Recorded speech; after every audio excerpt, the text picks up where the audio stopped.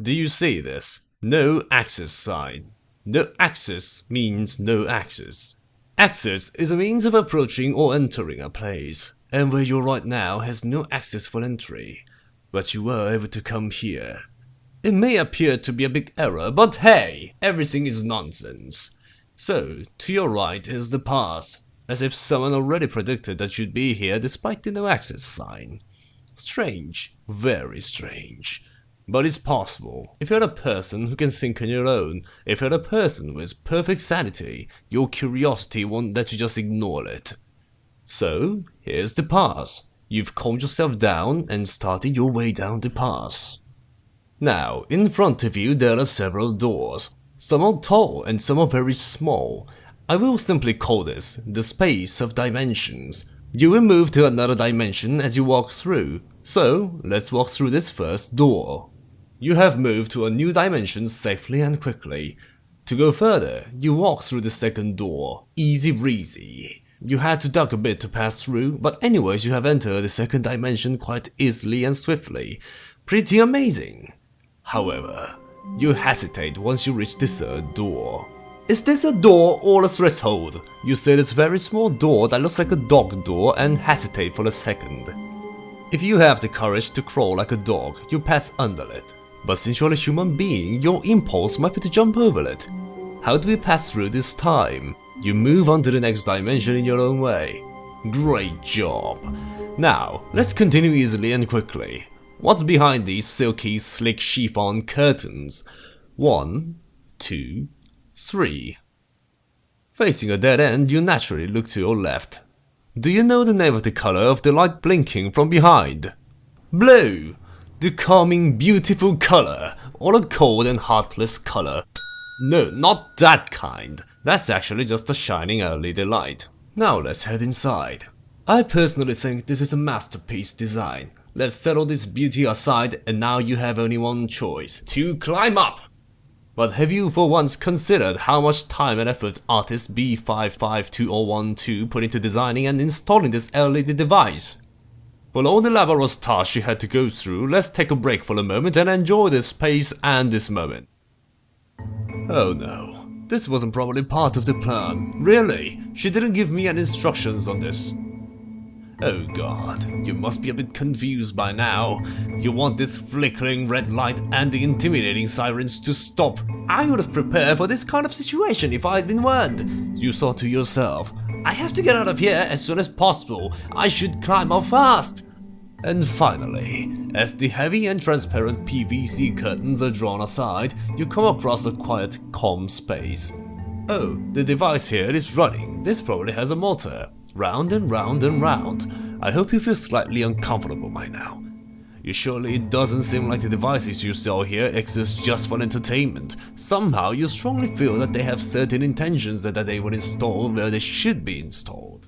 But I don't give you time to digest that thought. I'm not going to let you think. Am I spending my time wisely? What is all this? Am I at an amusement park? Is this some kind of a horror game? You're having these thoughts. What use is this video? It's only explaining what's happening in front of me. It's loud and noisy, just some old crap that talks to me but only can in English. That's why I've kindly installed subtitles, but you think it's such a hassle that you have to read them. That's why I've changed my position and decided to give you help. To help you feel that you're experiencing something meaningful, to have a memorable moment and even a sense of achievement at the end. From now on, this space will recreate the inner mind of B552012. Then this story gets very simple. This is a past that she created. Also, you have to imagine how she usually sees the world and how unstable, secretive and twisted that is. Now here's the answer. All that is written on this wall represents B552012, but it's not really that important how much thought she put into it. Although I would never say that it's true. Oh, you've started to focus on the text as you realize that it might give you an answer. You couldn't figure out the meaning behind no access, but for some reason you're confident that you can understand the long combination of these words. However, it still seems difficult to find an answer, and somehow that feels like the way it should be. That's because, frankly, we aren't curious about what she went through.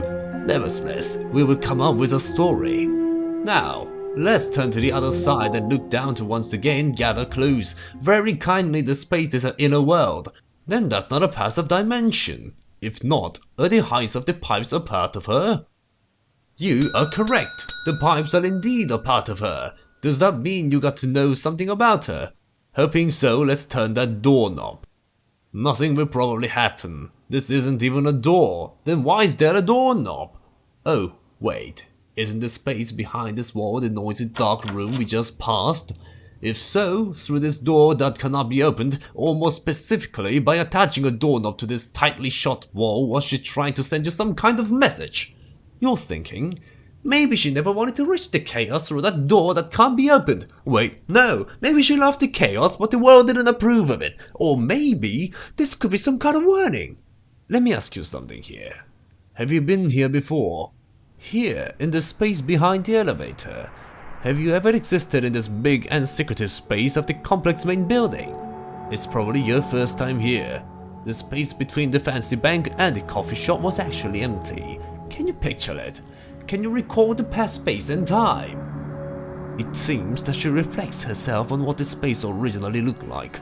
Quite a believable story. And this is where the story gets easy. Then where is she?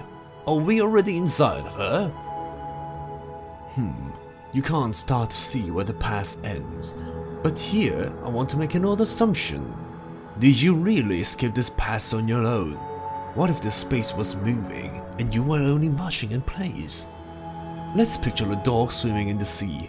The dog may be diligently paddling in the water, but it's actually moving in the direction of the wind. On the other hand, I can in fact move like this. Like a bird. Only if you could be floating in the air like me to see how complex the space looks from here. Then at least you can say that you actually saw her. But if you can stick only to the ground, what meaning does all this rambling have? Oh, but what if I really am a bird? Or what if after all she was just a bird?